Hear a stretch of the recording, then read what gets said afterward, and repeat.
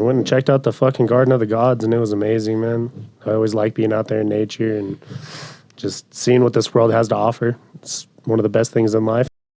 It's an energy. It's a garden of energy, and the energy comes from this earth, and it's presented in just massive mountains and structures, and it's just something that makes you feel so small, but like just feeling the vibrations of the natural earth currents is just, it's something to experience, and that goes with any nature. But Garden of the Gods is something I've experienced twice now, and I love it.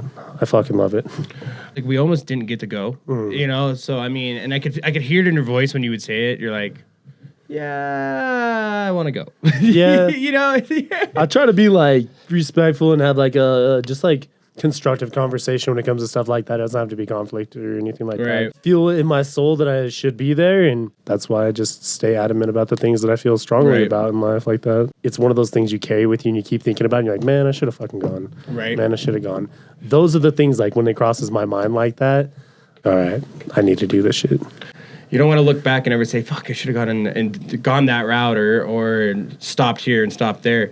You know, it's very important to see the little things, and especially after, you know, all that pandemic shit and everything being weird and wild for a while. It's nice to see things coming back to a sense of normalcy. Yeah, normalcy. It's the normalcy that you make, though, because some people are still stuck in that rut and they can't pull themselves out. And I've been guilty of that. You know, you just get in the cycles of your life and your structured day-to-day routine, and it's easy to fall into that and be like, you know, I'm done with work. I'm tired. I don't want to do anything. But we are only given so much time. Just waking up early and utilizing the full day and everything it has to offer is just something that we are kind of numb to. We just take it all for granted in ways. And I'm guilty of it just as everybody else is, though. So, but being aware and conscious of your surroundings and, you know, what you want to get out of this world and the amount of time we have to get it, that's what it's about. It's cool to have somebody from Idaho actually be able to come out and do this show, especially being that this was something that started in Idaho, and it's been an Idaho-based show for a long time. Right, so I'm bringing a little bit of Idaho home to you here in Colorado, you being a transplant. Here at Youngblood Podcast, it's always been something that we try to focus around the theme of, you know, like, do as the locals do. Right. And that could be a lot of things to a lot of people. To me and to Youngblood Podcast, it's basically what keeps this show running. You know what I mean? Is the people that I bring on, because, you know, I've tried to do solo content, and, you know, it's something that I can do, but it takes a lot more preparation. It takes a lot more structure. You know, not a lot of people are just going to listen to you sit there and talk into a microphone. So you've really got to do a lot of work and, you know, writing scripts and keeping up on current events, especially, and, you know, really interactive videos that make you catch your eye and, you know, keep people watching, you know. It's a real thing for sure. Yeah, let's get a cold one, bud. I like that liquor store right here. Dude, I mean, the salted caramel, bud. I think they have broken refrigerators, because every time I go there, and there's a bottle opener right there, up there for you, my friend. Every time I go there, man, like, I've even gotten free beer before because of the fridge is not working. Oh, shit. Oh. Oh, gotcha. I'm sure it wasn't pleasant. I was just struggle busting it. I bought that at the thrift store. You don't have to justify my struggle. It's all right. I could eat that. I adopted, like, I embraced the struggle, but the face that I did while I was struggling, I just probably subpar. I've got this awesome koozie here that it actually says keepthepartysafe.org. And what they are is a organization that does their best to inform people on the safety, what you can do to help avoid a fentanyl overdose. You know, I came across them over at Fiddler's Green Amphitheater in Colorado. They were passing out free Narcan. And to me, super cool. Amen to that, man. Never know what's in those freaking substances that we all like to consume. But, you know, Mac Miller OD'd on fentanyl. And rest in peace, King. He is gone but not forgotten, man. Still touching souls, inspiring people. One of the, if not the greatest, in my opinion. Easily. My first ever concert that I ever went to, believe it or not, was Mac Miller. It was Mac Miller and Action Bronson. Mac Miller and Action Bronson, dude. It was so freaking cool because I was 16 years old and I'd never even been to a show ever before. And I was living right next to the Revolution, though, right? When first couple years it opened up. And I think I was working at like Wendy's or something at the time. So I had money for the show. And I just had the absolute best time of my life ever, man, you know. And what year did you say this was? 2010, 2011, you know, something like that. I was still in high school, you know. So I mean, and like I said, it was my first. What year did he pass, dude? I can't think on the top of my head. 2018. That sounds right. We got computers that we carry around in our pockets. We got pocket and computers, sometimes we just need to utilize that tool that we have as a species, because sometimes I'm just like, oh, I wonder. I used to have somebody who was producing the show in the back scene, because what I really thrived on back in the beginning stages of the podcast was structuring myself for success at the beginning of the recording. And by that, I meant I didn't know how to edit, so I would have to do everything perfect, you know, and make my show look better than it was, and do the camera angles and where it would switch from one camera to another as one person was talking. And I would have somebody sitting on the computer pressing spacebar every time we switched, so it would switch the camera. Right. And the way that you would have to do that is you would have to hook up both cameras and the audio into a studio software and do it live. And it's called a live. Now I edit everything in post-production. And that makes the most sense. I mean, it makes the most sense, but it also takes the most time to get there. Right. You know, especially being somebody who does the entire back end of the show on top of hosting it and on top of marketing it, on top of managing it. You know, it comes down to being like, once you get 50 hour or 50 posted podcast episodes, you know, this is on my second season too. For episode 49, by the way. We were almost on 49? Episode 50. I was hoping it was 50, bro. I thought so too. It's like 50th podcast. I got 50 dreadlocks. Hey! 50 states. No, I'm just kidding. It crossed my mind when I put it there too. This, I was like, oh, this piece of machinery is only worth about $100. It's not. It's not the end of the world.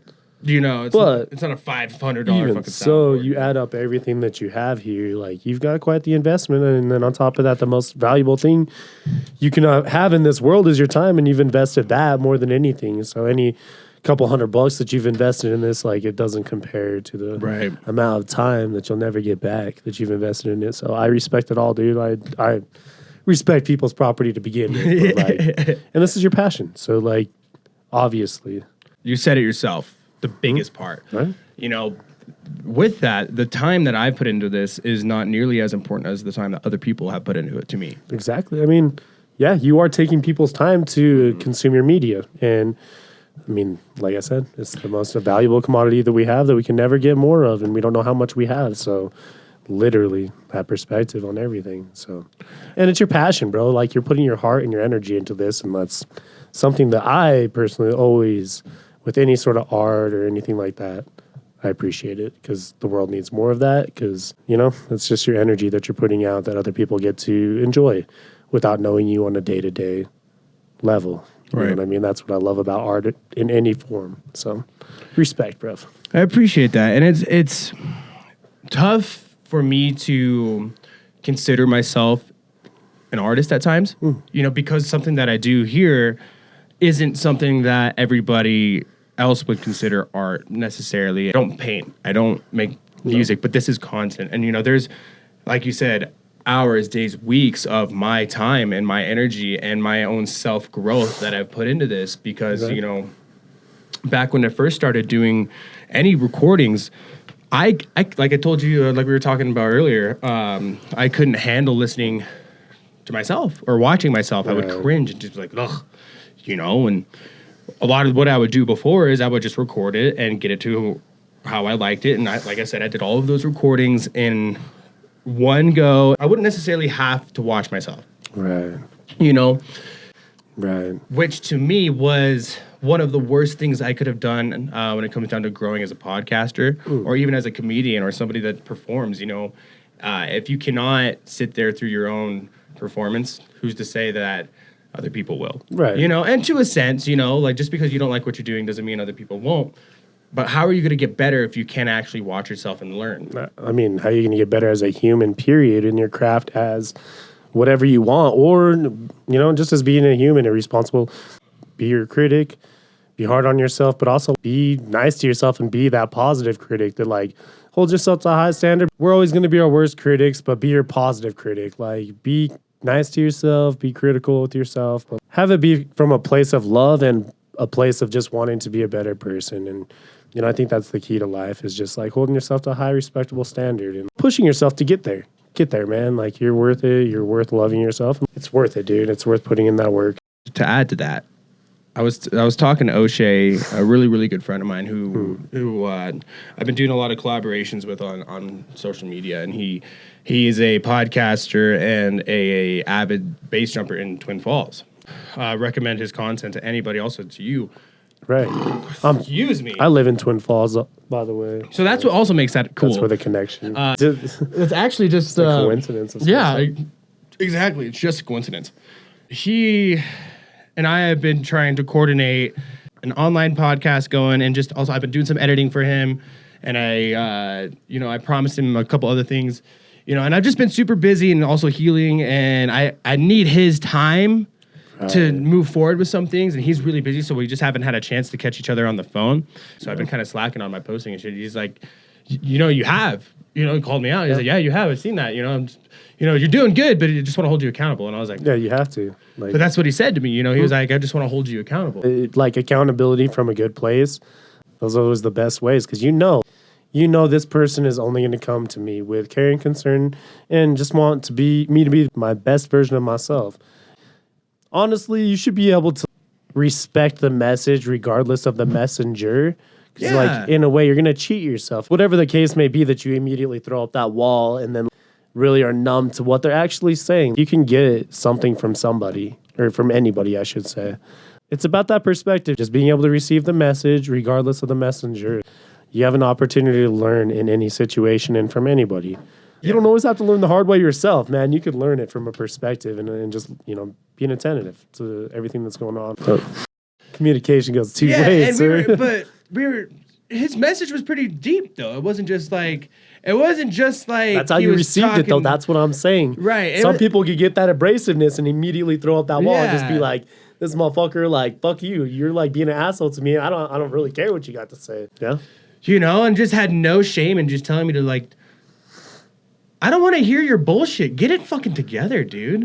Yeah, those type of people are really important, There is a way to deliver a message. Not everybody has that skill set to have that side of the communication that is the empathy and coming from a place that you're actually received in the right way, and not necessarily patty caking someone's ass when you're fucking confronting them on something, but just being like, you don't have to be like, dude, what the fuck, or anything, and be like, hey, man, having that sort of mentality isn't going to get you anywhere in life. I think changing just a little bit of your thinking here and looking at more of an opportunity to grow instead of like a fucking bitch ass challenge that's come across your plane. Like, this sucks that it's me and this and that. Because once you change that mentality and it's more like, all right, man, like, what can I gain from going through this situation is the best way that I could put it, man. And once you change that perspective and you have that mentality going into challenges and trials and tribulations that you have no control over, because those are the ones that really fucking suck, man. The ones that come across your place and you're just like, well, I didn't ask for this. Right. Trauma or health conditions or whatever the case may be. You're like, I didn't ask for this shit. Mm-hmm. But here it is. And you can either let it beat you up and become your demise, or you can just internalize it and turn it into a strength. And a strength that you can't gain any other way but by going through that shit. So anybody else that doesn't get that comes across their damn plate, you're not going to gain the strength that I have. Mm-hmm. And once I have that strength, unlike many things in this world, you can't take it from me. Mm-hmm. You can't change that. You can't take that from my mentality and my character. And that's the key to life right there, my friend. And that's what I've learned in this life. And then I am going to be the best version of myself by going through this and gaining this strength. And nobody can take this shit from me. Adding on to that, and somebody like you or like I who didn't come from any money, anything, it was always a struggle to start. It was always a struggle to continue. And it was always a struggle to get back on your feet. What I've always struggled with for a long period of time was, you know, I have super bad ADHD, you know, and it's something that I have been extremely crippled by as an adult, but have found a lot of ways that helped me succeed, you know, avidly working out and trying to seek healthy forms of dopamine. And because at the end of the day, that's what ADHD is it's a major lack of dopamine. Like, you don't have the ability to produce and regulate dopamine. Yeah, exactly. You know, and a lot of people with ADHD struggle with addiction, struggle with, you know, major depression and anxiety, especially because they tend to lean towards substance abuse, form of dopamine release that they can get. And it's what makes ADHD people extremely addictive. You know, it makes their personality be extremely addictive, you know? Exactly. And that's something I struggled with for a long time, is trying to figure out how to work through these addictions and these struggles, and doing it without being on medication and whatnot, you know. And it comes down to, if you find something that works for you and your ADHD and not being medicated and it genuinely you're happy, keep it going, you know. But I found myself in a position where I was genuinely struggling, even through having my previously found vices that would help. Yeah. They weren't any longer working for me. I could see that. You know, and it happens for sure. Yeah, I grew out of certain things that would help, you know. The fix was temporary in a sense. Where do you think those fixes stemmed from? Because to me, like, coping with those sort of things comes from a couple things. Finding things in this life that genuinely bring you joy, that you can do in this life, and it makes you feel good, and you're liking the moment, and you like to do it. You love to do it, because as kids, we have several things that we genuinely enjoy doing, and as we get older, we don't have enough time. Maybe we're not as healthy. We don't have the same health to do the sports or things that we like to do. So we start to cope in different ways and get away from the things that genuinely bring us joy. And then on top of that, I think another thing is not taking care of the trauma and just going to the root of why we are, like, starting to go down, and our mental health starts to spiral a little bit and whatnot. And just being accountable for those things and doing what you can to learn to love yourself and make yourself feel good. I think the self-love is the thing that we kind of lose track of, because when we're, you know, I think with art and creativity, at least, you're putting your energy into something that makes you feel good and brings you joy. And then with podcasts or people that make art, visual art or music or whatever it is, it brings them joy to create this, and then to see other people that really enjoy it and brings them joy. As a woodworker, a creator, whatever that you like to do in life that brings you that joy, is like you're putting an energy out into the world that's creating more energy with happiness and inspiration and whatever it does have a reaction from putting it out there. And that's really a powerful thing. And it's the beautiful thing about being a creative and, like, putting your energy into something that isn't just like making $1. So I think we lose that as we grow. We like get focused on the dollar and the responsibilities that are rightfully there that we have to take care of. They're not going anywhere.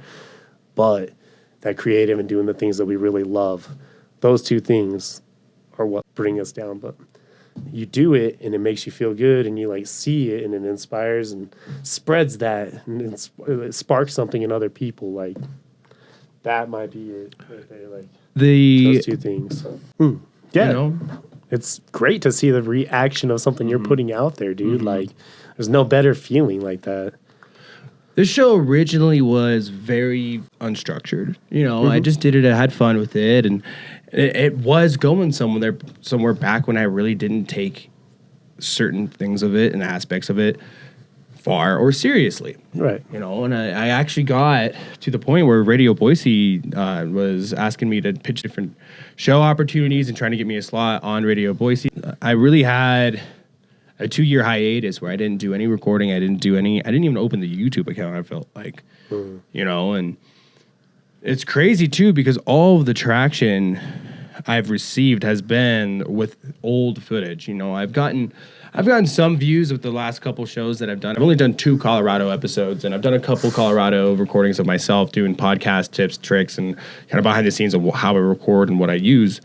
But getting close to 100,000 views, because I'm at 70,000 the last month, and about 100,000 in the last 2 months. Okay. You know, and that's getting just YouTube. And YouTube was never the biggest part of the show. It was never something that I took a lot of time or consideration on into, you know. And it was crazy because I get back into it. I record a podcast with PD and PD. PD. We love Peter PD. Torres, man. I'm sure you're gonna listen to this one, my guy. Yeah, we love PD. Shout you out. You're the best guy in the world. You know, I need to get back out there and make it happen again. Like I did all this work. I did hours, days, weeks, 40 guests. You know, I've had 40 people, 50 different guests, you know, but with 40 episodes, I've had 40 different guests and a couple repeat offenders, you know, but repeats. But it's still 40 different times, 50 different times having somebody come to my house, take the time, get recorded, do sound check, you know, and that's, if you add up my hours, their hours, the editing hours, everything together just on one episode, it adds up to over like 500 hours of time that I've just thrown into this. That to me is enough to not let it die. I mean, that's a passion right there. And if you can't stoke that fire in your life, what you doing with your life? Maybe take a look at that and see what is going to re-stoke that fire and that passion and make you feel that burn, you know, chase it, do it. Yeah, and veering back from me veering off, I was fucking PD fucking just has always been a major fan of the show and major fan of me in a sense of just been a big support role of my life as a friend. Dude. You know, and that goes so far for me because, you know, you don't really have a lot of people like that coming into your 30s. No. You know, there's people that you get through your 20s, they're who they are and who you are, and you grow. Yeah. You know, and that's all right. No, there's nothing wrong with that. We all are supposed to grow and find our path in life and chase the things that set us on fire, man. It's been a nice week too. Just overall, the weather, the trip, choice, extremely exceptional. The thing is too, man, like Colorado Springs has had some of the absolute gnarliest weather I have ever experienced as somebody. That's what you've been saying, bro. I don't somebody believe it. Who lives here. From my perspective, I haven't seen it, but I do believe you. I don't have a whole lot of backing to my opinion. The fact of the matter is, I'm from Idaho, and it's similar in a sense. Like, Idaho is 60 to 70% as bad as this place is when it comes down to the crazy weather. Depends on what part. Oh, yeah. The weather. Just specifically Colorado Springs compared to maybe... They're both, it seems like they're both pretty bipolar, to be honest with you. They're sister states. Yeah, they are sister states. Twin sisters.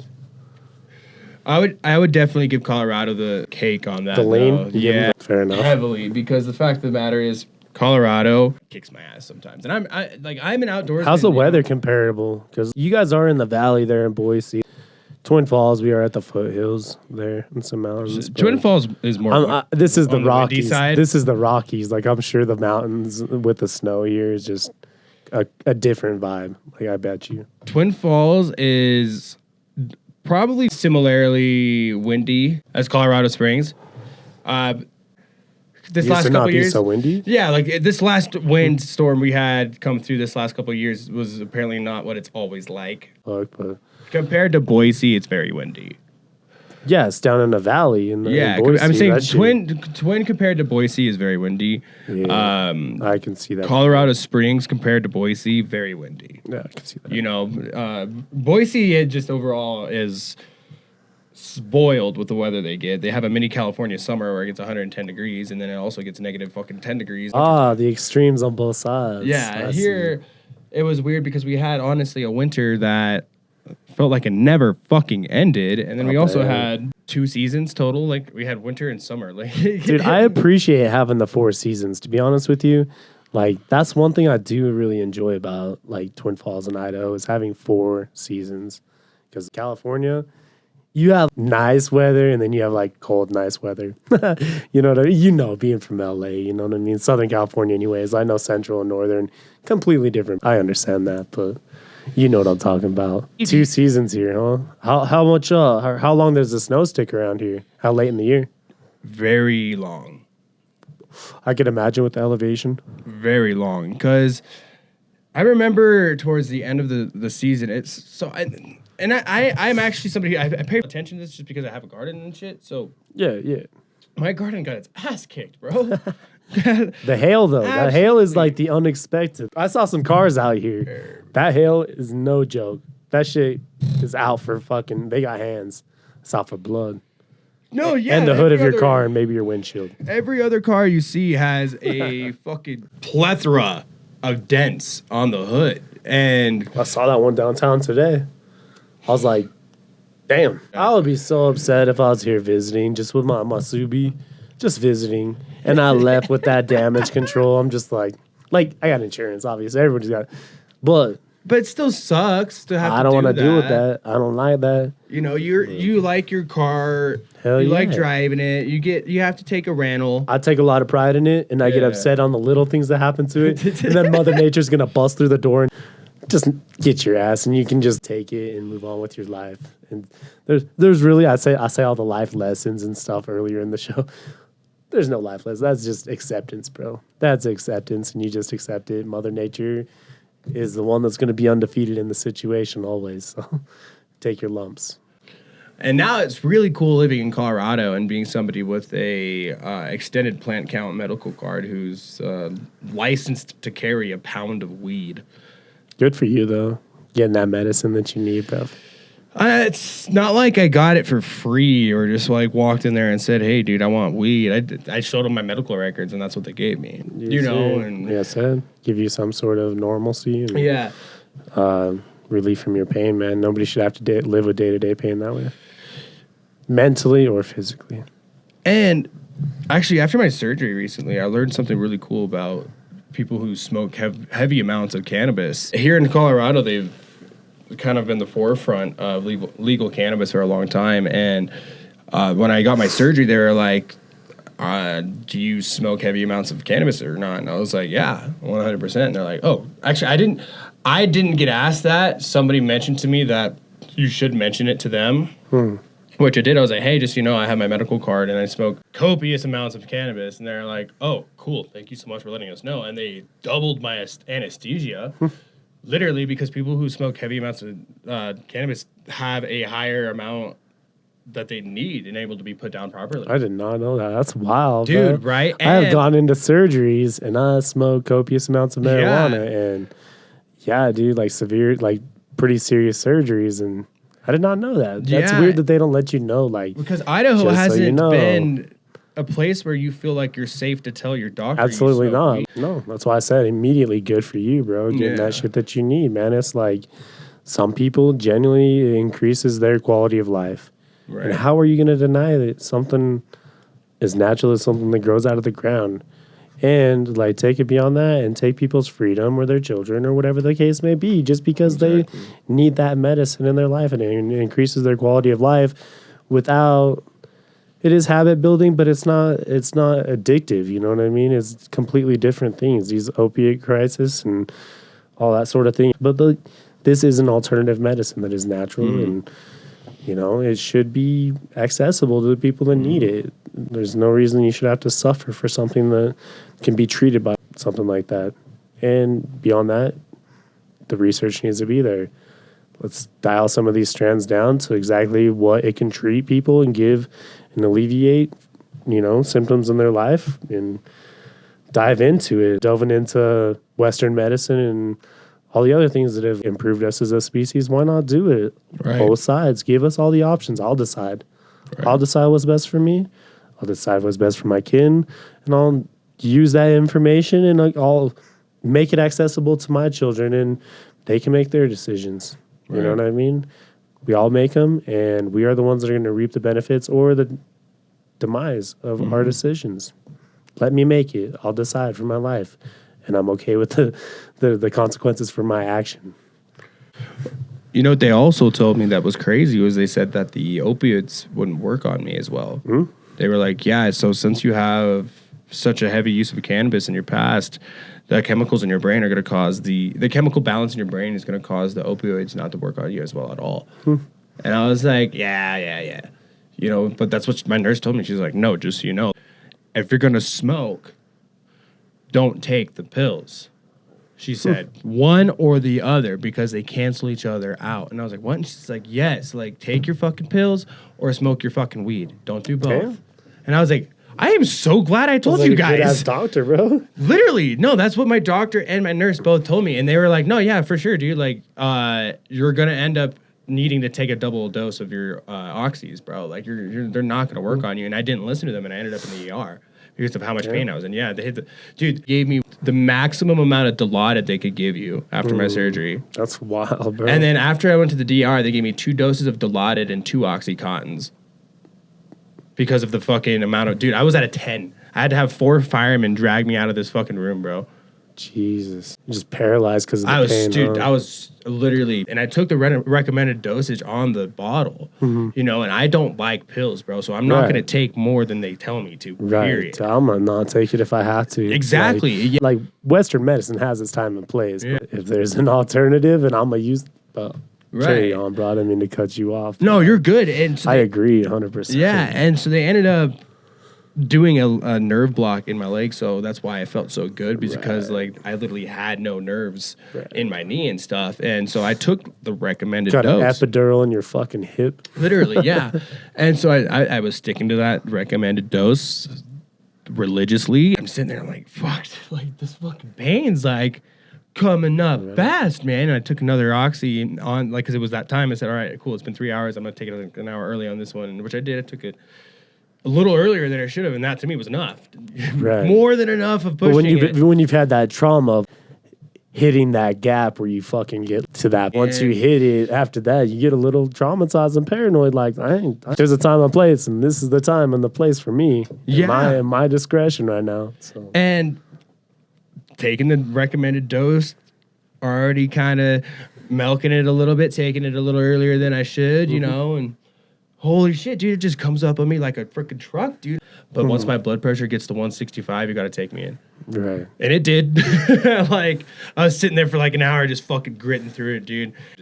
A lot of it was, too, because I have hip dysplasia. Did you feel in your back, too? Yeah, Coming from your hips? I'd imagine, yeah, bro. because so, like, literally, I felt the pain radiating from my knee from the surgery, and they also took part of my quadricep away and did the graft there, so that there was the top side right there, and then so that pain tightened up all right there and transferred into my hip and then transferred into my back. So I literally just was feeling like I was getting just fucking kicked by a donkey in the lower back, and then it felt like my leg was gonna explode. It was awful, and I'm just sitting there just like, whoo, like I could take pain. I got this. Straight up, like I got this, you know. Birth breathing through those fucking waves of pain, huh? Not even birth breathing, straight going. Primal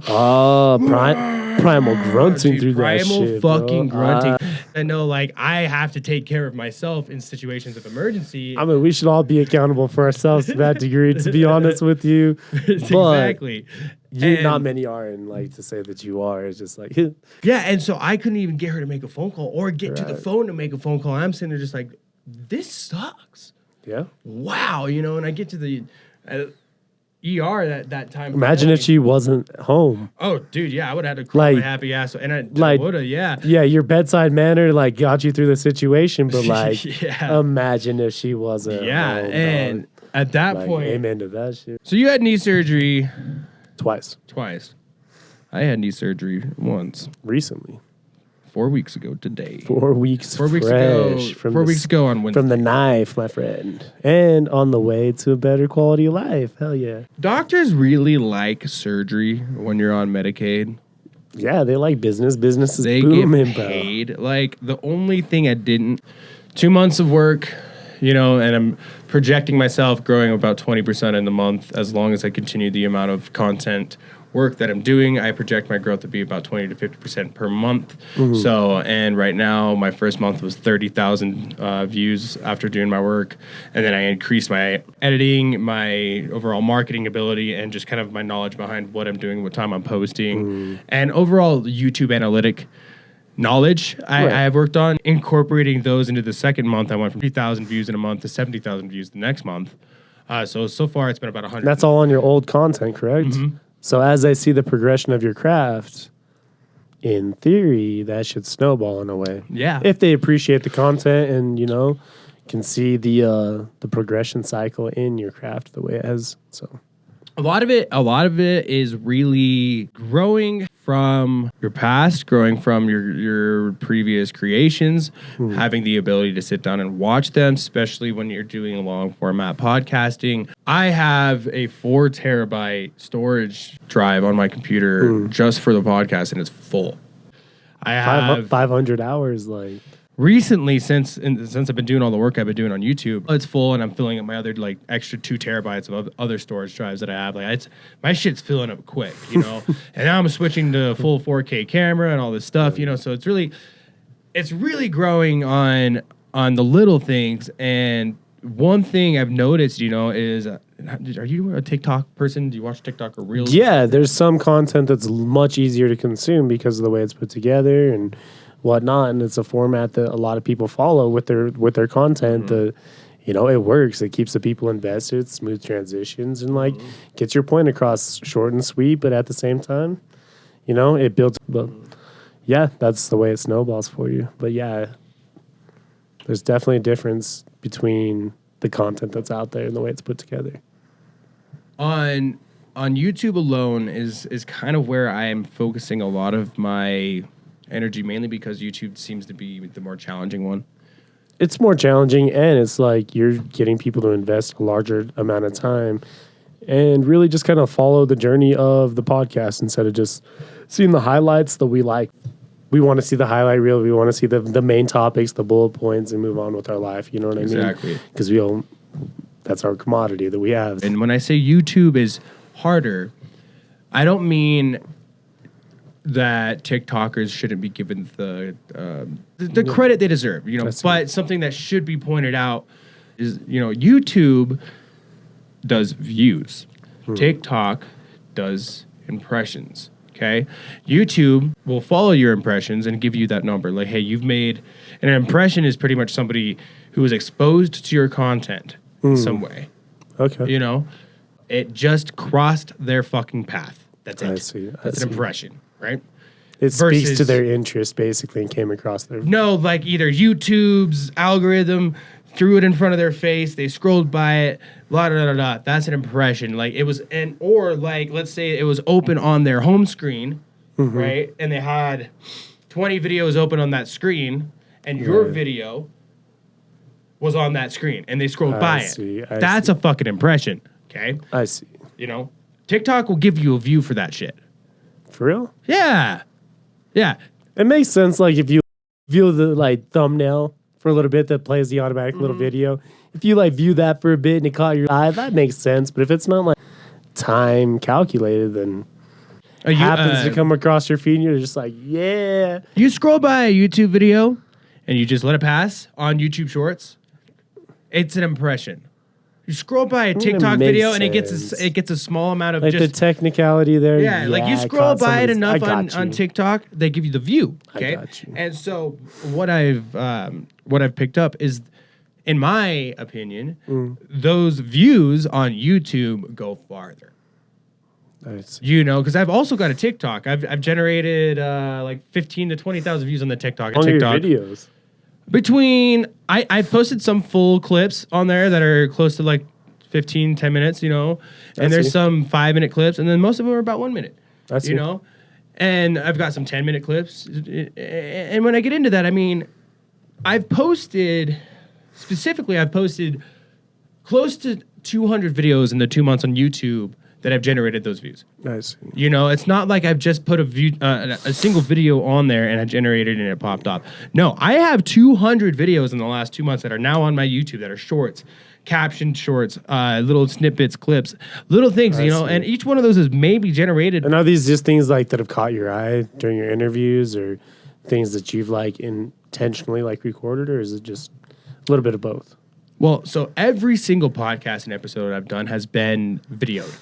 Right, of course. Every single one of them. So I still have all that content. So you just take like snippets out of it and just like the things that like really speak to you. Just like, wow, that was some good content right there. Yeah. I'm going to create a little short with this and kind of do a little collab and release it and see how it pops off. Yeah, and what I'll do is I'll take some of my old footage. A lot of what I used to film was always in 720 or 1080. And that was because the editing software I had back in that time was not something that I paid for or had the ability to pay for. I see. And so I used Lightworks, which is a fantastic program, but when you don't pay for it, you're only limited to the capability of rendering your videos into 720p. Okay, yeah. 720p is great. Middle grade. Yeah, but it's the shit that is like, if your phone has low latency, you're traveling, you're driving through the mountains, they're going to be watching stuff on 720p. Yeah, it's not going to be 1080. Yeah, I got you. And so, or there a 920 as well? But some of it would be recorded in 1080, but then processed down into 720 because that was my editing software and how it had to do. And Lightworks, like I said, great program, very powerful editing software, but it's a little complicated, so that's also why at the time I had invested so much myself and my time into using that, is because it is complicated and I learned it. So I was kind of stuck on it. I was like, okay, Lightworks in 720p. That's usually how it goes. And then there was a point in time where I was blessed with the Adobe package. My brother's a photographer in LA and he sponsors this podcast. Love you, brother. That's something that from some people really, really sought after, I guess I should say. And some people, that's something that people would kill for, having the ability to use when they can't pay for it. Exactly. I have no ability to pay for something that's $200 a year right now that I can't justify using. Right. When I've already invested especially so much money. Just to get your bearings and learn the curve and get into where you actually feel not cringy about the material you're putting out there. And so at the time of really producing a lot of episodes, I was blessed with the ability to upgrade to Adobe. I was overwhelmed with the amount of knowledge that I had to consume with this new Adobe package. And not only did I have to learn how to use it on the fly, because I switched on, in one day I was like, cool, now I'm using Adobe. So I was still trying to post episodes like that the same day of recording and stuff like that. I haven't invested any of my time into the actual ability of learning how to edit. Yeah. Or my ability in editing. I hadn't invested in myself at all. Sometimes you just don't have the time to take and be that selfish. With how much was going on with the recording and everything. So, starting the show back up, I had to do all this learning because I didn't have new content. So I was like, fuck, all I have right now is an episode I recorded with a homie and one other episode I recorded, and they weren't necessarily the best producing jobs on my end. The audio was good, the show was good, the guest was amazing. Knocking a little bit of the rust off, getting back into it. 100%. Yeah, I could see that. That's what really struck all that time of working on the core aspects and the fundamentals of this shit that I'm doing. Honestly, you come back and show, hey, I've been away for this little time, but look how much better my shit is. Look at the investment that I made while I was away. I've been investing in myself. And I've been learning my craft, and this is the product of my hard work that I took a little leave from and gained this perspective and invested in myself. So enjoy. You know what I mean? Exactly. Enjoy your fucking self. Let's see what's up. Let me know. Let me know what you think about the investment that I just made. And what's even cooler about that, so I had to take the old footage and really figure out how the fuck am I going to continue to generate views without getting new content, and I was able to do that. I went from 30,000 and then the next month 70,000 on just taking my old content and, for one, taking it from that 720p we were talking about and upscaling it to 4K. Yeah. So I'd taken all my old videos and making those shorts in 4K and not just posting them in that shitty lower quality. Okay. And most importantly, actually adding captions. Oh, yeah? Captioning your videos in today's meme fucking world is essential. If you don't have captions, you lose 90% of your fucking audience. It's insane. Yeah, they have to invest energy and attention into something that's like, what did he say? Did he say that correctly? Instead of just being like, oh, yeah, you listen and you read at the same time. That's just what we do nowadays to really get the message clear. So Right. Yeah. So 4K captions, shorts was my road to 100,000. Yeah, you learn those the 3 keys. Yeah. And now the next step from here is better content, shorts and captions. Because I had the content. I had the old content, and I had the angles that I did. I had the cameras that I used, and I had most importantly, the lighting that I used. Right. Was awful. Awful. Everybody. The spotlight. Yeah, I had like 4 fucking ring lights, and they would come over and be like, these are nice, bud. Yeah, and the way these are set up It's a is vibe. they have a primary light now and a fill light. Before I would just have primary lights. Interrogation lights. Yes, you were being interviewed by Youngblood podcast. Yeah, Like it was. I don't speak without my lawyer. Just letting you know. I don't care how bright your lights are. I don't talk Exactly. about nothing. And so I improved the lighting. Most importantly, the little thing that I looked over. And now, with those little tiny changes, I've also incorporated a lot of AI structure into the backbone of the show. Yeah, I saw a little bit of that. It was very, very interesting. Thank you. And the main thing I mean with AI is I use both Google and ChatGPT to, for one, generate for every episode and every description and everything that I do. For example, you have 20 old videos on YouTube. You've written your own descriptions, little biographies of your guests and things like that. You're in your own dialogue, basically. Yeah, and I've done all of that for every episode in the past. Been able to incorporate into those old episodes was that AI writing. And I would take what I wrote and incorporate it into an AI generator and say, this is what I already did. This is the theme of the podcast. Give it a lot of context and say, take my writing, improve it slightly, check for grammar, and make it eye-popping. Yeah. And it would do that. I mean, even so, that's not too shabby, bro. It's not too shabby to have that sort of companion in that tool. Right. Not a companion. I'm like trying to like humanize this motherfucking thing.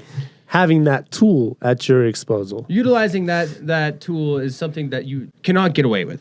Yeah. You know, you can't get away with not doing it because, like, in today's day of literature and generative writing and AI, you have no way of competing unless you're a master at literature and writing. And, you know, I consider myself a very strong writer. I've almost written an entire novel that I haven't put out, but I've been writing for years, you know, and it's something that I take a lot of pride in.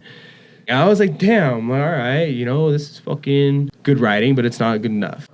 I mean, back in the day, you didn't have that tool at your disposal to be able to up your game. And to be honest, just because we have tools at our disposal, most people don't utilize it. Like we said earlier, bust out the pocket computer. Let's look this motherfucker up and get this information that you and I are both unsure about. It's easy to just like brush it off because we take it for granted. Like, I have this thing, I can look it up anytime. But this conversation and this curiosity about the topic isn't just going to be an every single time thing. Like, we have this interest, spark this curiosity. Let's utilize the tools. I have this passion. I'll have this desire to create this content and spread this message.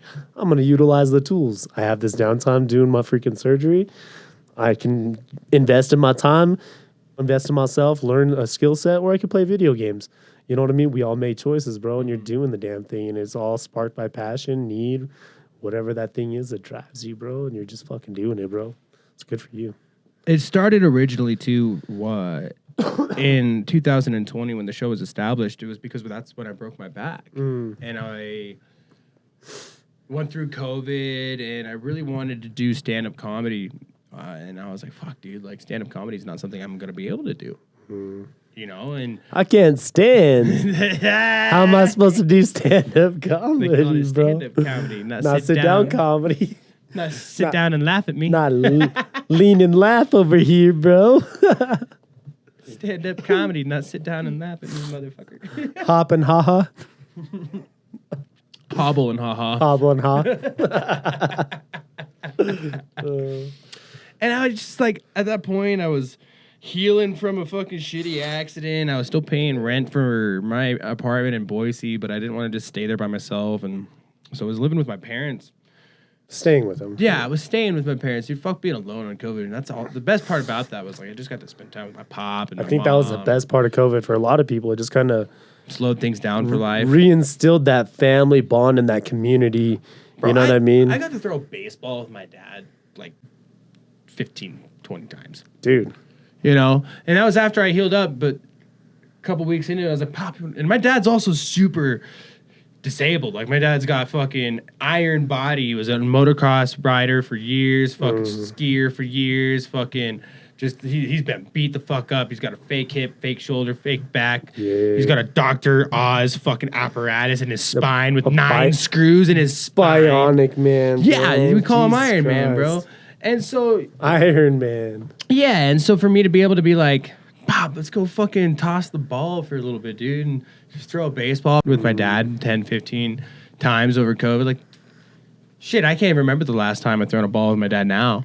Right. You know, and at that time I was already 25 years old, you know, so like if it wasn't for that major force of camaraderie that I had to do with him, you know, the government was like, you have to stay home. And if it wasn't for that instance, I would have not just been over to my parents' house. The silver tossing lining a of that ball. whole thing, bro. Silver lining of that whole thing. And here you are years later, and that's already something you're referring back to as like a special moment because of something that happened and was detrimental for some people. You know what I mean? Like, there's a silver lining and everything. And there it was, man. And I guarantee you're sitting there with a twinkle in your eye telling this story about a special memory you have with your pops as an adult doing something from your childhood that you guys bonded over. I guarantee you're going to tell this story to your kids someday and, you know, down the line. And, you know, like I said, maybe that's that blessing that a lot of people really got to have going through that. And some people were going through a lot of heartache and some people got that. So it is what it is, you know what I mean? And good for you, bro. Good for you and good for your pops, dude. I know, right? Like, how cool is that? I'm sure he's thinking and holding that same and cherishing that same memory, bro. It's very amazing, bro. It's good for you, man. That's all I have to say. So. And with that, you know, so I was able to turn that shitty situation into a podcast. And at the time, like, it was incredibly difficult to get people on the show or to even get people to give me their time because the commodity, bro. For one, first starting a podcast that is guest based and oriented. Something I don't really talk about a lot is how often I had people turn me down in the beginning because they wanted to come on an established show.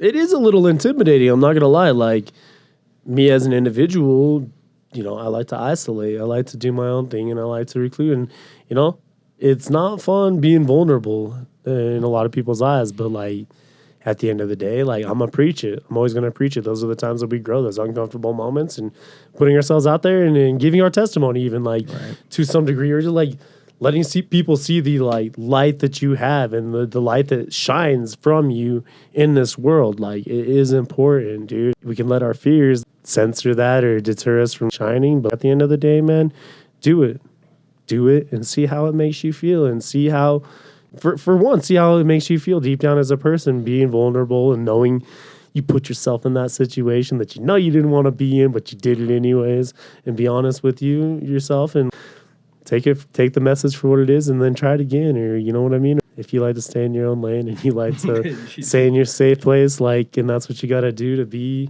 comfortable in your own skin, man, like, I'm not going to tell you, but I'm going to say my testimony, it's an opportunity to grow those moments, man, and they don't come around as often as you would think. Right. You know what I mean? Especially if you're not subjecting yourself to it and open to it. Like, if you're open to that sort of thing, you'd be amazed. Like, do it for a week, do it for a month, and do it for a year and see who you are at the end of that year and like be like, dude, shit, I put myself in some like not fun places to be in the moment, but then I look back and it's like, look at me now though. It doesn't even faze me to be in that situation. Mm-hmm. I still don't like it.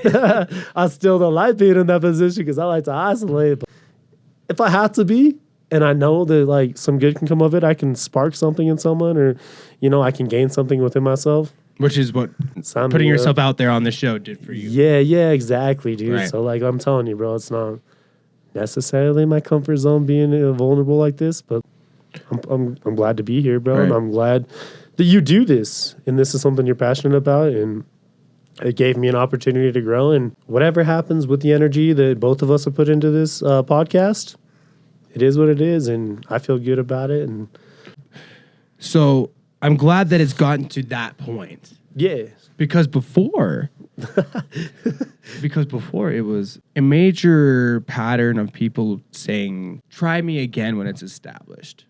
I see.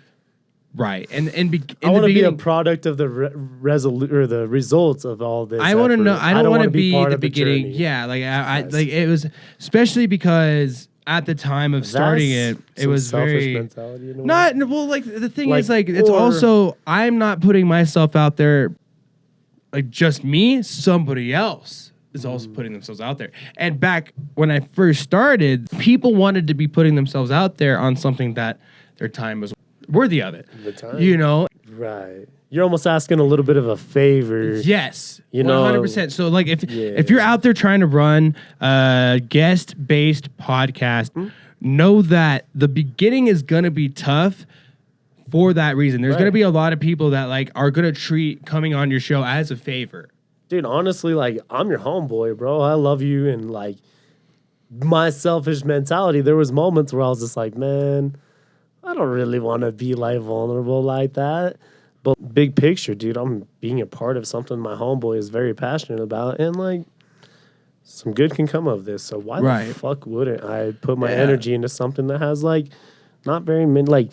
My own selfish, like, I don't want to be vulnerable. I don't want to, like, pull myself out there. And really, that's the only reason. That's the only reason, though. And my time, like. But if you didn't see all of what I put into this already. Yeah, come hang out a little bit and watch them set up. You know, but exactly. But, like, the thing is, like, if this was something that I had called you about 3 years ago over COVID and said, Jimbo, come to my house. Over this fucking lockdown, you're not supposed to come over to anybody's house or travel or even leave. Break some rules. Come over here. Give me your fucking time. Give me your fucking effort. Yeah. And not only are you going to do that, put yourself out there. It takes a certain type of person, and it is asking a personal favor. And I did find them. But I can see that. But in the beginning, that's what it was. It was actually asking a favor of people, like, and it was tough. Like I had to do. Dude, there's nothing wrong with asking favors. I'll say that. Yeah. Like, none of us would be where we're at if it wasn't for somebody helping us out. You know what I mean? We all need help, and there's no shame in that. Give something back to them. Exactly. I had for nothing the to time offer. that they're giving. Yeah, I can see that. I had nothing to offer. Hey, full circle, bro. Like you said. It was 100% a favor. I got you. I was asking favors, and if you're out there trying to start a podcast, if you're listening to this, like that's what you're going to run into. Right. People who I ask to come on my show, I have the ability to show them what I've done and say, I've put in the grind. I have local artists. I have realtors. I offer a platform for people. I'm not out here interviewing famous people, fucking rock stars. Yeah, they're local people whose dream would to be on like Joe Rogan or some shit like that, you know, and then to be on a platform that big. Is this platform that big? No. But is this a place for them? A safe place. To put their name out there, to put their product out there, to put their testimony, what they produce out there. And that's a lot of what I try to do on Young Blood Podcast is bring these local, aspiring, influential figures. Right. And give them a place to be that. You know, because yes, they're already doing it on their platform, but why not come on mine? Why not? You know, and then we'll both help each other out. I'll do all this. I'll do the work. I'll produce the video. I'll give you fucking shorts, TikToks, all this stuff. All you got to do is share it. And share me. I mean, sounds pretty fair to me, honestly. And if it's something you're passionate about, especially like not just doing you a favor, but if you like legitimately have a message to spread to this world that's going to bring us together as a civilization, this is a platform to be heard. And even if it's only by a handful of people, you are getting energy or giving energy, and it's creating energy or inspiration or whatever it may give. You know what I mean? And it goes both ways. Respect this platform and use it for what you want to put out into this world. Like, I guess good or bad, you have that freedom. You have that decision to make, but, you know. There's never been a single misuse of this energy. Right. In freedom of speech. In my... On your platform. Yes. I got you. The people, I was like, I don't know, bro. Like, the people who came on have really been phenomenal.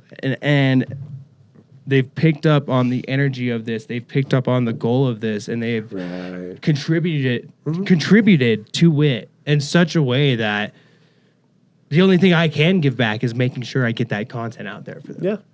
And I mean, we make contributions no matter what we're doing.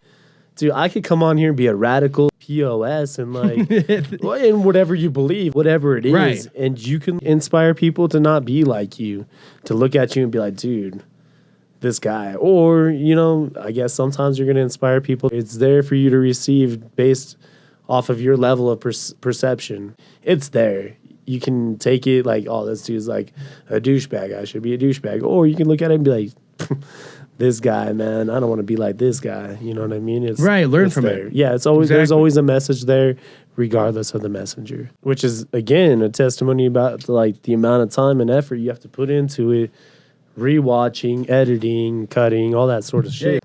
I don't like the sound of my own voice. You might not right now in the headphones, but once you hear yourself on Spotify, you're gonna be shocked. I will say my chick says she likes my accent. And I'm like, what? So there's I'm like a stewing pot of accents. I got like a weird ass combination going. Yeah, the dialect. Yeah, because being from California, being from Idaho, Idaho, in the Northwest, being a little bit of hippie, being a little bit of hood, growing up the way you grow up. You know what I mean? I'm a hoodie. Dude, you know one thing that people do not fucking give Joe Rogan credit for, and I probably never would have given him credit for this until starting a podcast is. The man's a professional piss holder.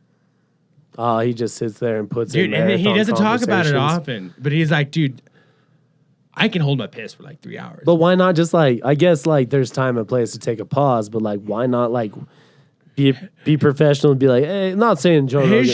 His show is fan of Joe Rogan, but also kind of structured. Just being like, all right, good pause. I gotta take a fucking. He does though, but he does some fucking at the same time right now, motherfucker. He's got to show that the people that he has on aren't homies. Oh, they're there on. They're there on his fucking on their fucking time, and he's giving them fucking like Elon Musk. How pissed would Elon be if I took 5, 6, 7 pee breaks because I was drinking too much beer?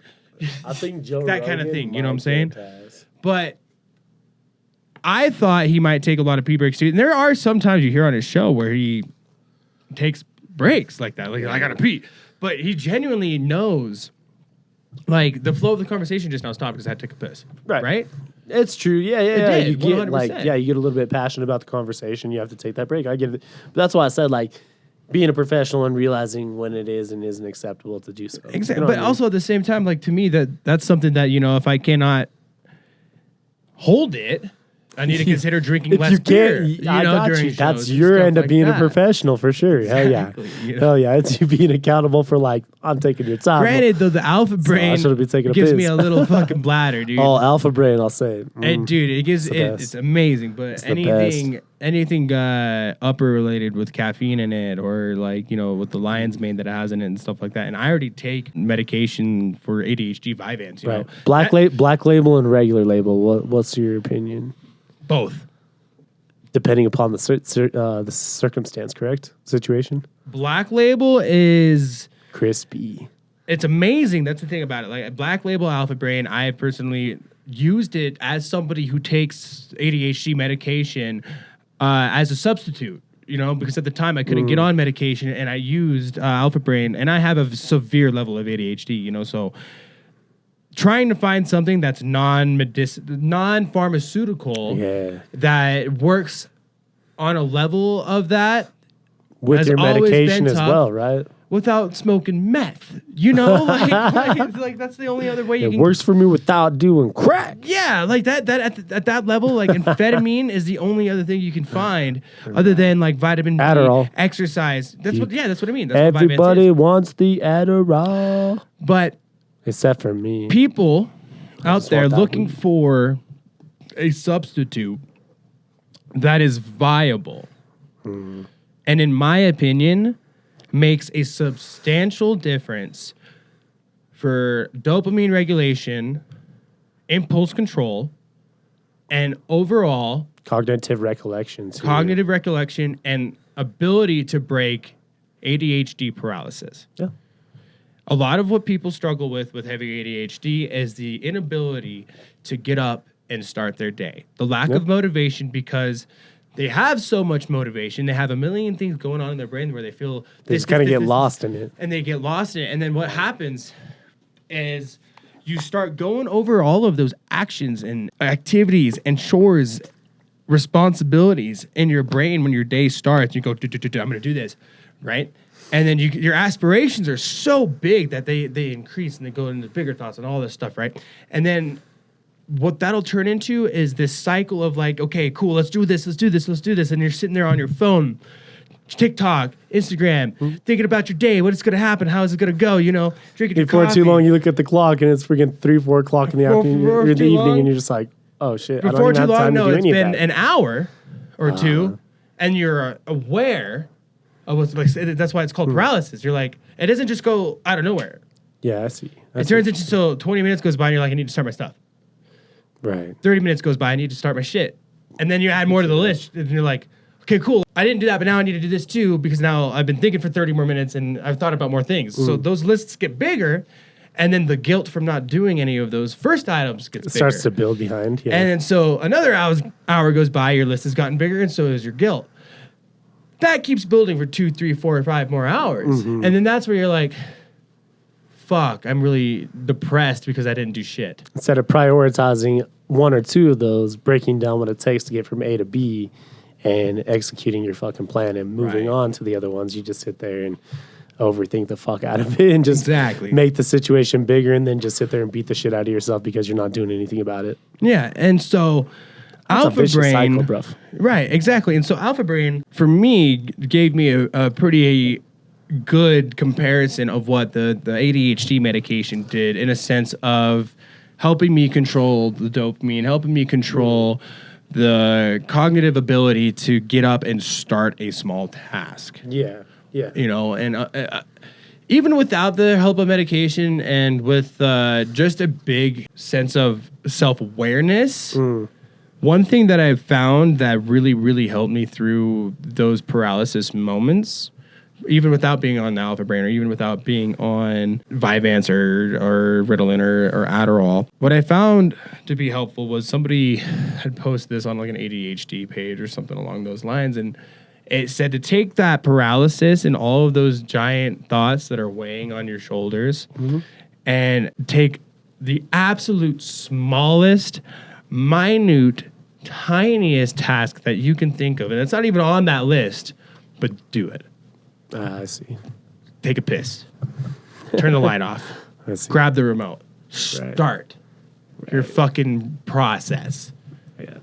And for some reason, I found that just that ability of clicking yourself out of that like thought process with a little action tends to help you get out of that paralysis. Like most of the time with me, I get going on a task or something that's like really weighed on my mind for a while, and I just like get going on it, and I look back at the time and I'm like, dude, that took me like 15, 20 minutes a lot of the time, and I'm just like, the amount of time alone that I've sat here and tripped about this thing that I need to get done, that I didn't want to do, that I've put off. Right. I finally got it done, and it took 15, 20 minutes, Right. and I've been worrying about this shit for hours. Right. Like, this shit's ridiculous, bro. Like, check yourself. Check yourself, bro. Like, take some Alpha Brain and do something with your life. And that's why I liked the Alpha Brain. Yeah. Especially when I figured out... Definitely the focus mentality, the focus aspect of that shit. I think for me, a lot of what helped out of the Alpha Brain Black Label was Lion's Mane. For me. Like Lion's Mane really does wonders for me personally. It's mainly for like the memory and the cognitive. Yeah, and I've had a brain injury that really, really fucked me up. And I take the Lions. I take a lot of the Lion's Mane, honestly. Like, there's a certain amount you should take. There's a certain amount I take. I mean, something natural like that, like your body's gonna just get rid of the shit that it doesn't need a lot of the time. There is Lion's Mane in Alpha Brain already, and so I take a daily recommended dose of Lion's Mane, and when I take that mixed with the Alpha Brain Black Label, I will take one less pill of the Lion's Mane to accommodate for the amount of Lion's Mane in Alpha Brain, because Lion's Mane and Alpha Brain really isn't that much. There's not a whole lot of it. It's a supplement. It's a bunch of different products. And I found myself to have a lot of success with just Lion's Mane by itself. And I found myself to have a lot of success with Black Label by itself. And I found myself to have a decent amount of success with Alpha Brain regular label by itself, and the thing, I was using it as a substitute for ADHD medication. You know, so I had higher expectations. I mean, like, you can only do so fucking much. I mean, there's a time and place for certain medications. But yeah, at the same time, I wasn't expecting it to be an alternative, but I was using it as the closest alternative that I could find that worked for me. So you had high expectations, high hopes. I've tried ADHD meds in the past, so I was hoping they might be like that. I see. But not expecting it to be like that. Yeah, you know, and also looking for something that might give me a similar sense of that. You know, that was a lot of it. I wanted something to make me be as productive and successful on those medications without actually having to go and get them, because you can buy this on Amazon. Right. You know?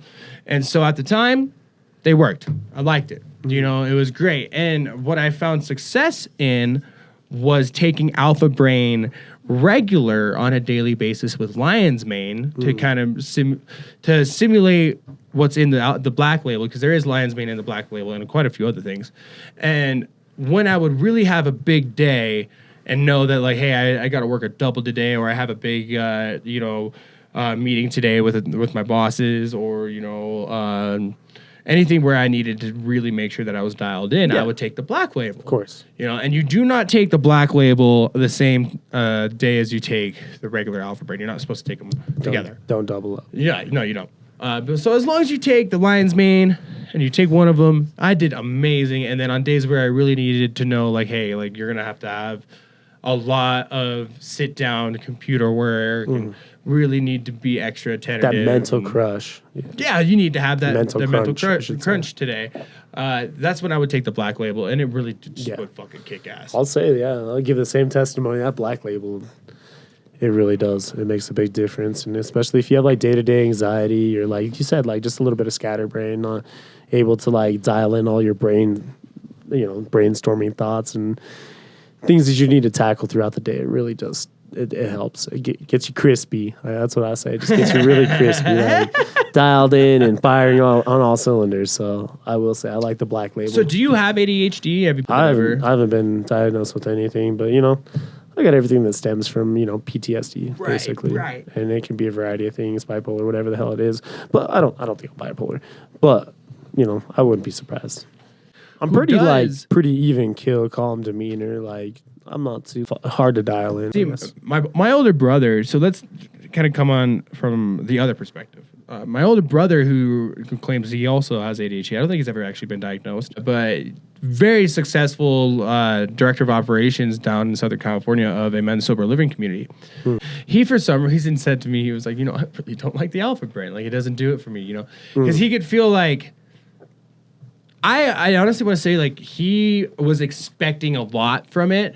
I see. Being somebody with ADHD, like, he actually does need that regulatory help with his dopamine. Yeah. And versus with somebody who doesn't have ADHD, you know, he didn't see the benefits as much as somebody without it. You know, like, I feel like people with ADHD might be disappointed. Because they already have some of the things that you're going to gain from it, or what?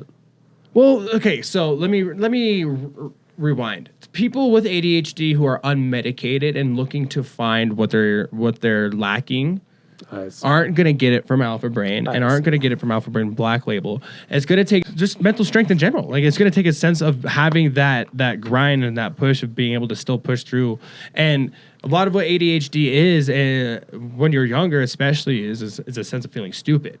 You know, and that's mainly pointed at people who are young and ignorant to what ADHD is, or might not have been diagnosed yet and don't know why they have an issue learning.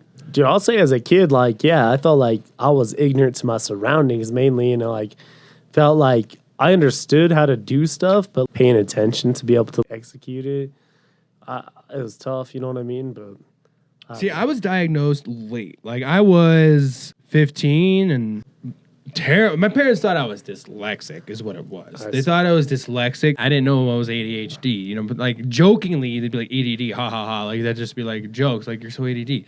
But it wouldn't actually be like, yeah, I'm ADHD, fool. Like, duh, I cannot sit still. Yeah, back then it wasn't. Right. You know, especially in my family that was just super tight-knit and supportive. We were a close-knit family unit, you know, so they didn't think that they needed anything more than just like moral support and stuff like that, you know, which still went very far. Of course, yeah. You know, but at the same time, you know, it would have been great to be put on Ritalin when I was like 6 because fuck, I needed it. Right.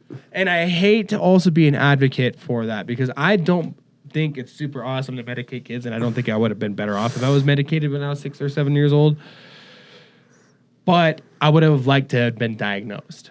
Right. You know, I mean, like just understanding and knowing what you're into and knowing like there's not anything wrong with me, man. Like it's just something that I have to deal with. Like it's not that I'm just stupid or I just can't pay attention or like whatever the case may be. You don't sit there and beat the fuck out of yourself about it. You just understand it and you learn to coexist with it and like ebb and flow with it. And when you have those moments. See, I failed algebra 5 times until they put me in remedial algebra, and I was able to pass it just because I had somebody take more time with me and be able to like teach me how to do it a little better. And at the time as well, that's when I started taking medication. It was like I passed algebra for the first time after being medicated. I see. You know, and which was a mind-boggling thing for me. You know, because I was sitting there like for years. Oh, there's nothing wrong with me. I just needed a little bit of help with my... dude, 100%. That's what I thought, you know? And I was like, fuck, dude, like, I am fine. Like, and it gave me this almost like sense of superpower. Like, I was like, damn, dude, like, you're not stupid. Like, the revelation that I felt at the age of, like, I want to say fucking 16 to 18, when I was just like, oh, you can actually do this shit. Wow. I mean, when I already, dude, well, the crazy thing was, too, I had already spent like fucking 3-4 years being committed to the Marine Corps, thinking that I wasn't capable of ever amounting anything. You know, I got in trouble in high school every other day, and I had my own seat in the office. But I had never once gotten suspended because I was best friends with the Marine recruiter who worked at the high school and was like, or not the Marine recruiter, but the fucking the disciplinary administrator who was good friends with the Marine recruiter. And I told him I wanted to go into the military because I knew I wasn't going to do anything better. And he was like, we're going to keep you out of trouble at least. Right. So every time I'd get sent to the office, he'd pull me into his office and say, you're good. You know, so for years I was like, damn, dude, I'm just going to go to war. Fuck it, you know, which is even crazier to me. I was committed to just saying, yeah, well, I'm not worth more than anything than amounting to the bare minimum of setting myself off to fucking die. I mean, it makes sense, dude. Like, you had that revelation because of the whole thing, because, like, you put so much pressure and doubt, and you're so hard on yourself, and then in your environment, everybody's concerned about you. Everybody's worried about your same capabilities and your same ceiling when it comes to your mental capacity. And then you finally get a relief and an indicator, man, it's not just me. I just need a little bit of help, and you get that tool, and it's not hindering your life anymore. Like, that's amazing, bro. And that's like what I'm saying. Like, everybody needs help, whether it's a little bit of love and support and guidance, or if it's like legitimate, I need some medication to feel safe in my own head and to like not be so fucking mean to myself. Like, it's not fun to like have your brain not be nice to you sometimes, you know, and it's not a fun place to not feel like safe alone and in your own head. And everybody needs something. Like, some people just a hug and like knowing like, hey, this is a safe place for you to be vulnerable and I'm here for you. Those aren't just words. I love you and I care about you. And I'm actually here for you, bro. Like, that means something to some people and that can pull it out. But some people just need medication and like they need whatever it is. If it's marijuana, if it's fucking prescribed medications, like just be honest and like explore the options that are out there for you. Don't just take somebody's word for it. Do your own research and find whatever it takes for you to be okay and be fulfilled and loving your own life and loving yourself. You know what I mean? Do it. Find it. Explore it. Take accountability for your own healing process. And, you know, it's out there. I feel like it's out there, and some people just feel helpless. But take accountability for your own healing process. Dude, that's where we all... That's where we all like get caught up because of whether pride or fear of being vulnerable or like not feeling like you have the tools or support or there's nothing out there. But the thing is, nobody asked for that thing to happen to us. Nobody asked for it. And we all took whatever happened in a certain way that's very real to us, and it needs to be respected by ourselves and by everybody else. But at the end of the day, you have to take accountability for your own healing. Nobody asked to get stabbed, but nobody asked to get bled on either. You know what I mean? And dude, really? Somebody sees somebody that goes through that and they take accountability and they gain those strengths that you can't gain any other way and they're a better person at the end. You inspire people. And that's probably some of the most powerful things you can do on this world is inspire each other. If you're inspiring the man next to you to be a better person and showing him it's doable, you can do this shit. I did it. I didn't think I could. Like, to be honest, you show that vulnerability and you show that inner strength and that ability to do it. It's inspiration. Sparking that fire in the man and woman next to you is something that isn't common, but it snowballs. That's a wildfire waiting to happen. That's a fire of love, though. And, you know, that's your community. That's your man next to you. And that's somebody that's a father, husband, wife, mother, sister, brother. We're all in it together, man. So just be that inspiration, be that strength, be that testimony that you needed, be that good that we all need in this life. We all need it. We all need help. We all need each other. Right. It's there, though. It's you. That got you to the point of where you are, you know, or even without visiting on those trials and tribulations, just visiting on the fact that those don't need to be what defines us. They don't have to be hindering. Not that thing you once did or that thing that you once went through. You're not. That's something that built you to who you are. Or, you know, it's an opportunity that you were faced with and you took it one way or another. Right. You know, that's what this show is about is, you know, originally we've always been do as the locals do, you know, and now a lot of what Youngblood Podcast is focusing its future on is people's stories, influential artists, community members. Not everybody has a story about what art they do, you know, but everybody has a story of how they got there. Yeah. You know, exactly. And that's what I want to bring to the table for people. You know, I've set up so many times to where this to me is just what I do.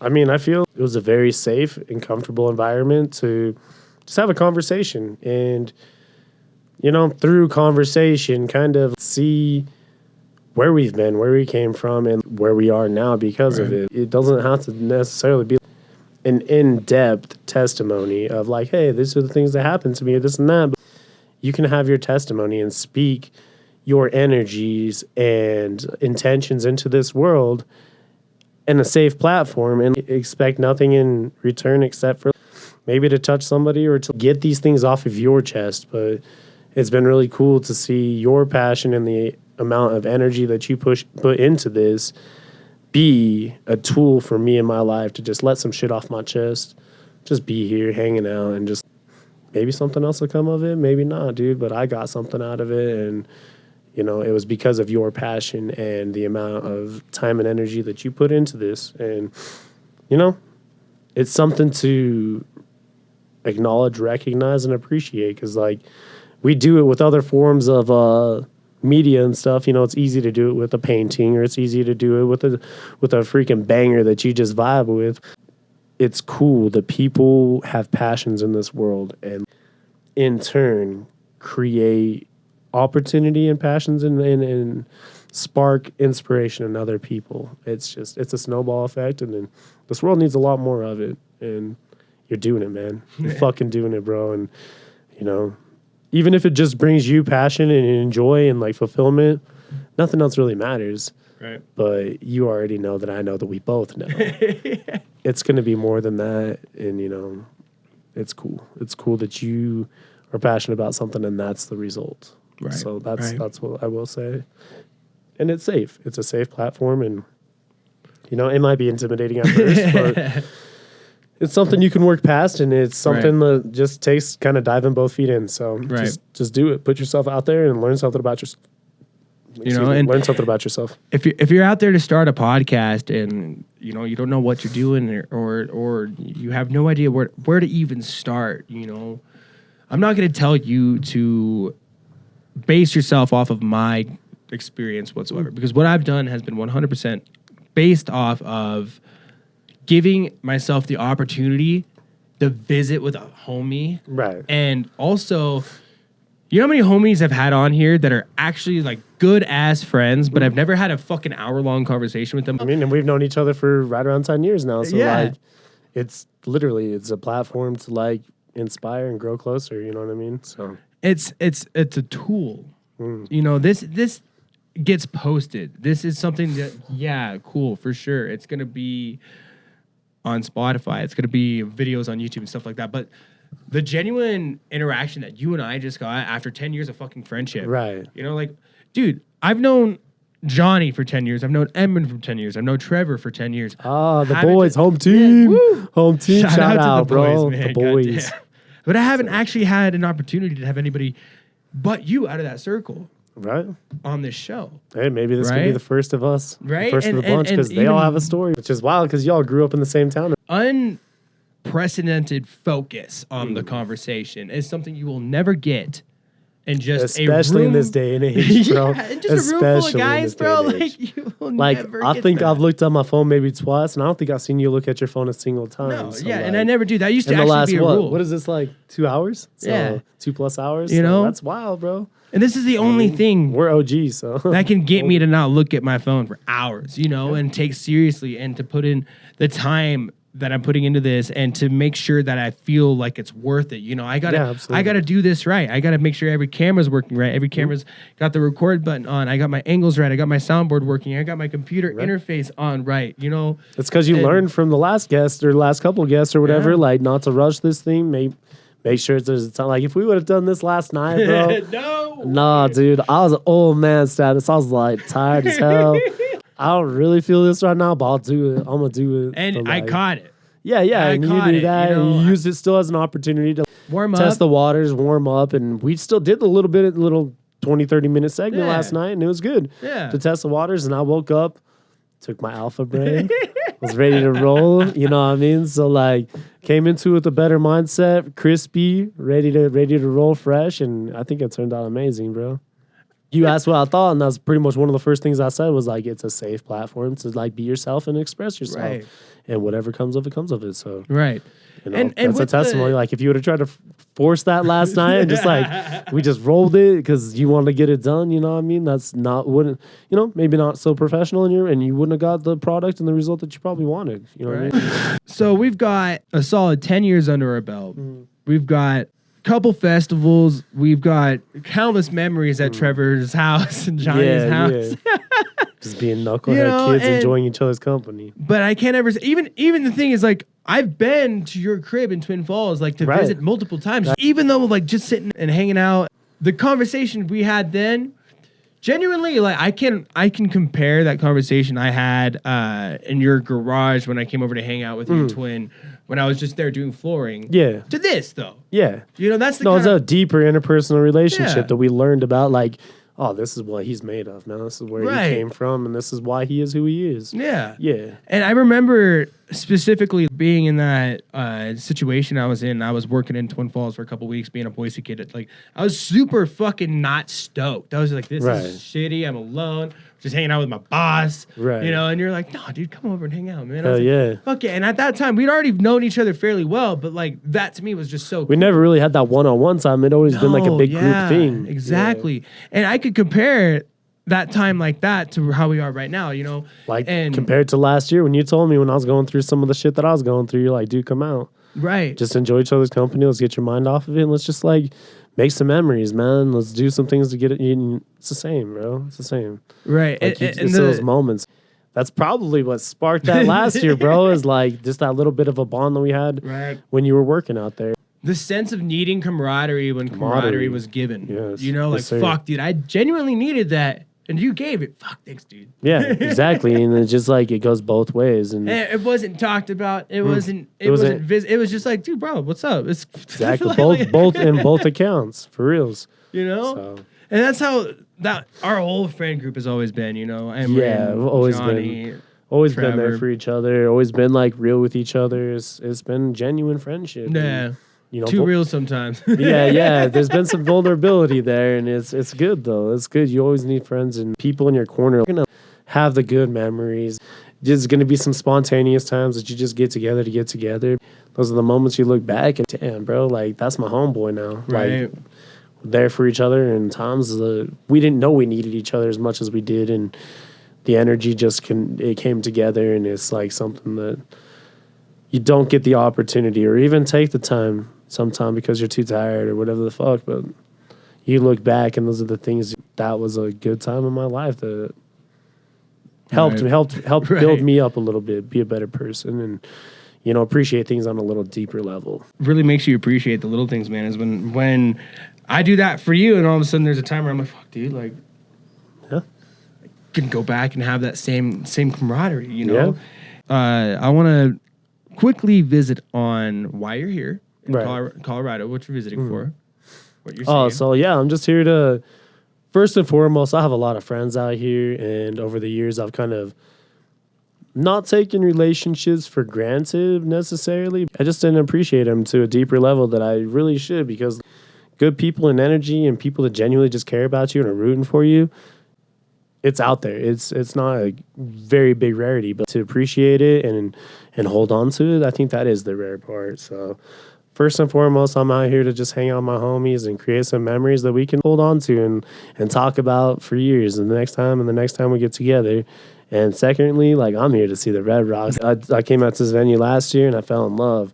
And this year I'm going to see Wakan Rocks, man. I'm going to go see that wonky EDM shit, and I'm so stoked about it, dude. And I love it out here. It's such good vibes and just organic energy. And like I said, the vibrations out here just from the natural elements it's something to experience. I love it. Right. So the first time you came out here was last year for Dirty Heads. Yeah, Dirty Heads. Dirty Heads at Red Rocks.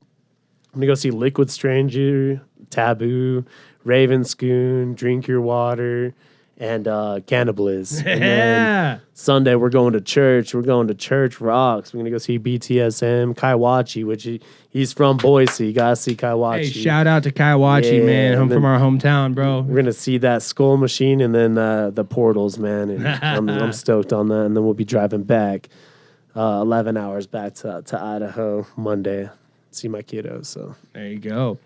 Well, man, we've been running it close to about 2 hours or more. Like I said, we might have to do a part 2 one day, man. Genuine, easy flow conversation. Didn't need to have a script or anything like that. But like, dude, maybe one day we do origins. Get the why we are who we are, and it's okay to appreciate the hustle and find beauty in the struggle along the way, man. Because that's what it's all about, man. It's all about the journey, not the destination, and it's about the people that really touch our souls and like build us up to the people that we are around us, whether that's like your moms, your pops, your brother, your best friend, your family you get a pick, or just like somebody like the happen to cross your life, like a gym teacher, whatever the case may be, man. You can find beauty in every situation. It just takes looking at it in a certain light. I offer people, and I give them a chance to say something, to do something, to put themselves out there. Is there anything that you didn't get a chance to say? Honestly, that came out organically, just from the safe platform and just hanging out with my homeboy. You know what I mean? Having genuine conversation that's not forced. It just kind of come out. I guess if I had to say anything last, like, dude, love each other. Like, this love is free. That hate, that takes energy, and it's not doing anybody any good. Be vulnerable to your loved ones, reach out, speak about your needs and your boundaries and like the things that you need in your life to feel safe and feel comfortable and grow to your fullest potential.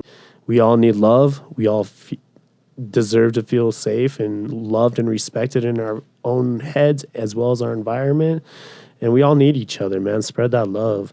If you don't do it, nobody else is going to, man. And, those memories over those dollar bills, like, consider it, because the dollar bills, it seems to come and go, but the memories, man, and the things that you gain from the sentiments on those deep personal relationships and memories you create with those people that you love is like going to the grave with that instead of thousands of dollars in your bank account. It feels a lot better in my heart. You know what I mean? So that's it, bro. Just love each other. Spread that love. That love is free. And cherish your loved ones. Hold them close. This time that we have, spend it to whatever makes you feel fucking on fire and passionate and fulfilled in life. That's what you need to be chasing, not that dollar. And if that dollar is what makes you fucking feel that way, that's what you want out of life, genuinely in your heart, get your shit, bro. Like, we only get this one life. Go get what you want out of it and be honest with yourself. And take accountability for your own healing process, because only you can do that. It's nobody else's responsibility. Shit happens. It's your responsibility. That's it.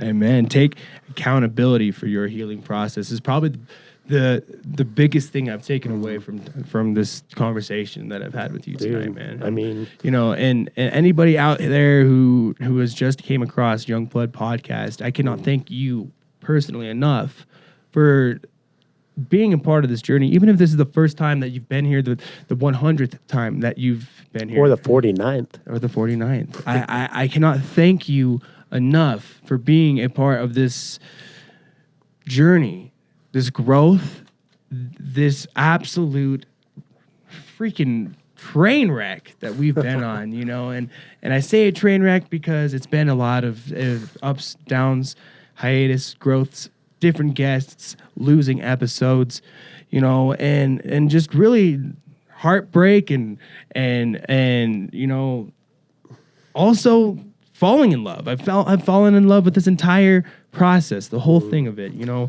And something I can at least ask you guys to do, if you have Instagram, if you have freaking YouTube, if you have any of the platforms, Amazon, Spotify, Apple, TikTok, we're on all of them. We really are. And there is a couple Youngblood podcasts out there. The main one is obviously this one, Youngblood Podcast, your boy.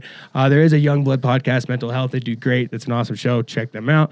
But Youngblood Podcast Colorado is what you are currently listening to. And if you had a exceptional time listening to us here today. If you took anything from this at all, man. If you took anything away from this at all, please at least do me a small favor and go to my YouTube, Youngblood Podcast Colorado, and subscribe. It does me a huge favor. If you don't want to subscribe and you want to buy me a cup of coffee, I also have Venmo, Youngblood Podcast. This has been Jimbo Pina. Yes, one of the most phenomenal episodes I've recorded to date, and I thank you all for being a part of today's journey. Youngblood Podcast is checking out, guys. This is